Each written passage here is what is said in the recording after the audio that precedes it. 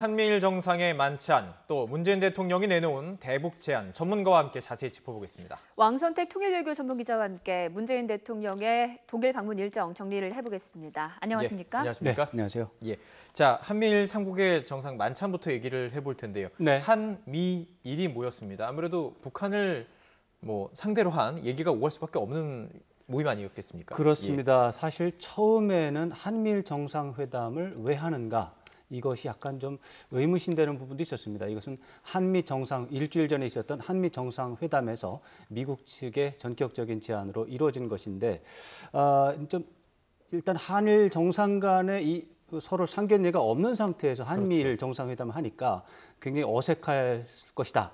이런 우려가 좀 있었습니다. 그러나 북한의 ICBM 발사 이것으로 해서 이러한 우려들은 어떻게 보면 다 기우가 됐습니다. 아주 주제가 하나로 단일화된 것이죠. 그래서 북한이 감당할 수 없는 제재와 압박을 하자 이런 것에 대해서 합의가 아주 자연스럽게 쉽게 이루어졌습니다. 예. 그리고 이제 중국에 대한 압박도 있고, 다만 이제 군사적인 옵션에 대해서는 구체적으로 거론하지 않았다. 이런 것이 또 하나의 또 특징이 되겠습니다. 예, 북한이 감당할 수 없는 제재 그리고 압박 조치라고 한다면 어떤 게 있을까요? 현재로서 지금까지 최근 며칠 사이에 거론되고 있는 것은 북한에 대한 원유 공급 중단이 거론이 되고 있습니다. 예. 그리고 세컨더리 보이콧이라고 하는 개념이 계속해서 나오고 있는데, 북한과 거래하는 중국의 기업을 제재하는 것, 이것이 이제 말하자면 진짜 북한이 감당할 수 없는 제재와 압박일 것이다. 그렇지만 지금까지 못 해왔기 때문에 이제는 해야 된다 하고 하는 그런 아이템 중에 이제 두 개인데, 문제는 이것이 두 개 다 중국이 협조를 해야만 하는 사안인데, 중국이 과연 협조할지 여전히 미지수고, 특히 최근에 중국의 태도를 보면 협조하지 않을 가능성이 더 큽니다. 왜냐하면 이제 며칠 전에 북한이 발사한 ICBM을 미국과 한국에서는 ICBM급 탄도 미사일로서 중대한 도발이다 이렇게 규정하고 있거든요.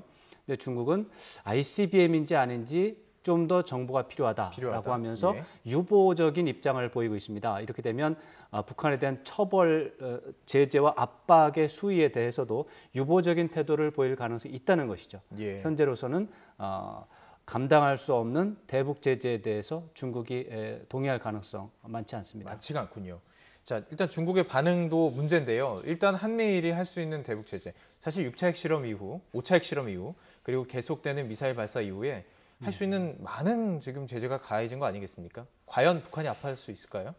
사실 현실적으로 북한이 제재와 압박에 대해서 굴복할 것이다라고 하는 것은 10년도 더 된 얘기인데 실제로 굴복한 적은 없습니다. 그것은 이유가 있기 때문입니다. 북한의 경제 수준, 개인소득 1,000달러 정도 되는 상태가 계속해서 유지가 되고 있습니다. 너무나 경제 규모가 작기 때문에 국제사회의 제재 틀로 규제하기에는 빈 구멍이 너무 많다는 것이죠. 크게 영향을 받지 않군요. 그러니까 이 고기를 잡을 때도 국제사회는 이미 한 메기나 잉어 정도 크기의 이제 제재 틀을 가지고 있는데, 북한의 경제 규모 그거보다 더 작기 때문에 별로 소용이 없는 그런 상황인데도 이제 계속 제재 얘기를 하는 것인데, 국제사회 틀로서 계속 얘기하니까 이렇게 어긋나는 게 있고, 북한은 또 그동안 10년 이상 또 제재와 압박을 경험하면서 다양한 생존 기술을 축적을 해놨습니다. 여러 가지 방면으로. 그래서 또 다른 제재가 나오면 또 다른 회피 방법을 쓰고, 그래서 결과적으로 북한을 제재와 압박으로 굴복시킨다는 것은 과거의 경험으로 볼 때 어렵다 이렇게 말씀드릴 수밖에 없고, 원유 공급 중단 결정적인 조치가 될 수는 있습니다. 그렇지만 말씀드린 대로 중국이 협조할 가능성 거의 없는 것이고, 만약에 중국이 협조한다고 하더라도 북한은 아마도 러시아 쪽을 뚫을 것입니다. 그렇기 때문에 이것도 역시 불투명하고, 중국 기업 제재 효과 그것도 역시 불투명합니다. 지금 단둥은행에 대한 제재가 일단 들어가서 이른바 세컨더리 보이콧이라고 하는 게 이미 현실적으로 적용이 되고 있습니다. 근데 단둥은행에 대한 지금 그 동요라든가 그런 부분들이 예전에 BDA 은행과 비교해서 거의 동요가 없는 그런 상황입니다. 그렇기 때문에 제재 이것들은 실질적인 차원이라기보다는 결코 북한의 도발을 용납하지 않겠다라고 하는 국제사회의 의지를 보여주는 것이고, 한미일 3국의 의지를 보여주는 것이지 실질적으로 북한을 굴복시킬 것이다라고 기대하지는 기대하는 것은 예. 현재로 봐서는 천진난만한 생각입니다. 사실 그렇기 때문에 미국 측에서는 공식적인 채널에서 이런 말이 나올 거 아니겠습니까? 군사 행동도 지금 포함시켜서 뭐 생각하고 있다라는 거 아니겠습니까? 미국 쪽에서요. 미국 쪽에서요. 미국에 있는 유엔 주재에서 공식적인 그 채널 부분은 아니겠습니까? 약간 잘못 알려졌는데 예, 예. 니키 헤일리 유엔 대사가 이제 발언을 했습니다. 예. 미국은 그야말로 가공할 만한 군사력을 가지고 있는 가지고 나라다. 있고. 예. 그리고 필요하면 그것을 사용할 수 있다. 그러나 예. 우리는 그것을 사용하기를 원하지 않는다. 예. 그렇게 얘기를 한 겁니다. 예, 예. 그러니까 이게 이 세 문장을 다 봐야 되는데 세 번째 문장 그게 빼고 딱 1번, 꽂혀서, 2번만 예. 보니까 이제 군사적인 예. 옵션을 얘기했다고 하는데 예. 포인트는 사용하지 않겠다. 그렇지만 우리를 정말 화나게 하면 예. 군사적으로 사용할 수 있는 거 아니냐라고 해서 강력한 경고를 한 그 것이지. 정도로 심각하게 받아들이고 있다. 뭐 예. 받아들이고 있다라는 것을 표시하는 것이 심각하게 받아들이는지는 또 다른 문제입니다. 예. 그래서 세 가지 문장을 다 종합해서 보면 군사적 옵션을 꺼내들었다라고 하는 것은 과장된 해석입니다. 예, 또 한중 정상회담 이야기도 좀 해보겠습니다. 어제 베를린 연설 전에 한중 정상회담이 열렸는데 원래 40분 만나자 했던 게 75분으로 길어졌어요. 어떤 내용이 오고 갔는지 결과를 좀 정리해 주시죠.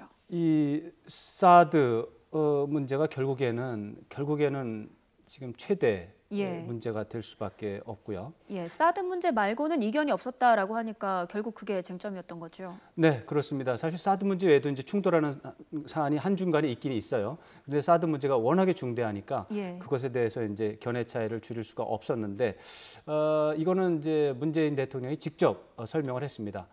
사드 문제에서 견해 차이를 좁히지 못했다. 앞으로 긴밀하게 더 협의를 해야 하는 사안으로 정리가 됐다. 그리고 그래서 앞으로 협의를 할 거다.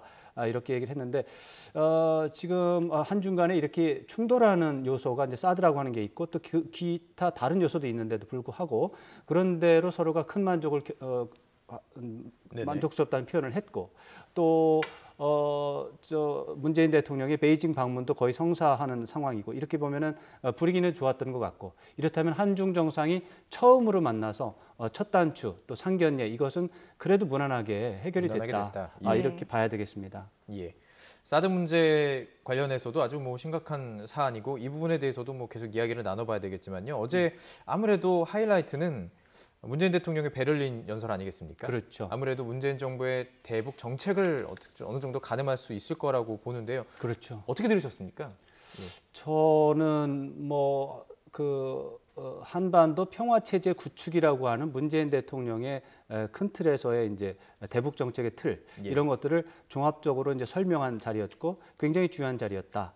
이렇게 해석은 하고 있는데 다만 내용을 보면은 그 내용이 이제 크게 보면 이제 5개의 정책 방향, 5대 정책 방향 그리고 4개의 그 대북 정책 제안, 예. 대북 제안 이렇게 이루어져 있는데 이 제안들은 좀 구체적인 것이라서 약간 지금 거론하긴 그렇고 이 5개 정책 방향의 내용을 보면 5개가 어떤 것은 원칙이라는 범주에 들어가는 것이고 어떤 것은 또 큰 구상이라고 하는 차원에서 봐야 되고 어떤 거는 그 구상의 또 내용으로 봐야 되는 게 있어요. 예. 예를 들어서 평화적인 해결 원칙이다.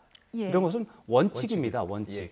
그다음에 정치적인 것과 비정치적인 것을 구분해서 하겠다라고 하는 것은 또 정경 분리라고 하는 원칙에 해당하는 겁니다. 예. 근데 이제 거기에 이제 5대 원칙 중에서 세 번째 평화 체제 구축이라고 하는 것은 큰 구상의 제목에 해당하는 겁니다. 예.